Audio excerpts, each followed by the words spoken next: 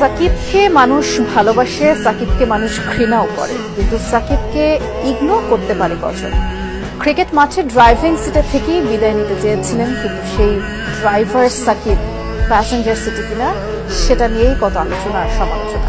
অবশেষে সব জল্পনা কল্পনা শেষে এলো বিদায়ের ঘোষণা। টাইগার ক্রিকেটের পোস্টার বয় বিদায় নিয়েছেন টি-20, আর অপেক্ষা শেষ টেস্ট খেলা। যদি সুযোগ থাকে আমি যদি দেশে যেয়ে খেলতে পারি, মিরপুর টেস্ট হবে আমার জন্য লাস্ট। প্রেম ধীরে মুছে যায়, নক্ষত্রেরও একদিন মরে যেতে হয়। দুনিয়ায় কোনো কিছুই চিরস্থায়ী না, সবারই ছাড়তে হয় কখনো না কখনো। দেশের ক্রিকেটের নক্ষত্র সাকিব আল হাসানও এর ব্যতিক্রম নন। ছল ছল চোখেই সাকিবের মুখে উচ্চারিত হলো বিদায়। ড্রাইভার হিসেবেই থাকতে চেয়েছিলেন, কিন্তু শেষ একটা বছরের ড্রাইভার তো ননই। এক সময়ের বিশ্বসেরা অলরাউন্ডারকে প্রফিটেবল প্যাসেঞ্জার বলতেও আপত্তি থাকা লোকের অভাব নাই।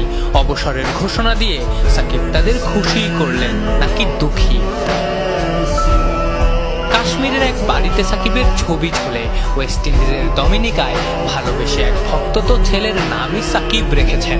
বিদেশি অনেকের কাছেই বাংলাদেশের অ্যাম্বাসেডর সাকিব আল হাসান। ভিনদেশের রাস্তায় হাঁটতে হাঁটতে হরহামেশাই প্রশ্নও আসে, ও তুমি সাকিবের দেশের মানুষ? দেশের কেউ যখনই চূড়ায় ওঠে বা উঠতে চায়, বিশেষ করে ক্রিকেটে, দেখা যায় আগে থেকে সাকিব সেখানে উঠে বসেছেন। মাগুরার মতো ছোট স্বল্পোন্নত একটা জায়গা থেকেও দুনিয়া জোড়া নাম করা যায় সাকিবই শিখিয়েছেন।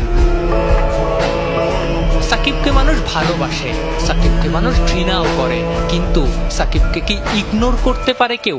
বাংলাদেশের আকাশে বৃষ্টির দেখা বৃহস্পতিবার ভোর থেকেই, কানপুরের আকাশেও তাই। কে জানে আকাশের ওই কান্না সাকিবের জন্যই, দেশের ক্রিকেটের পোস্টার বয়ের বিদায়ের জন্যই। আফনান পিয়াল, যমুনা স্পোর্টস, ঢাকা।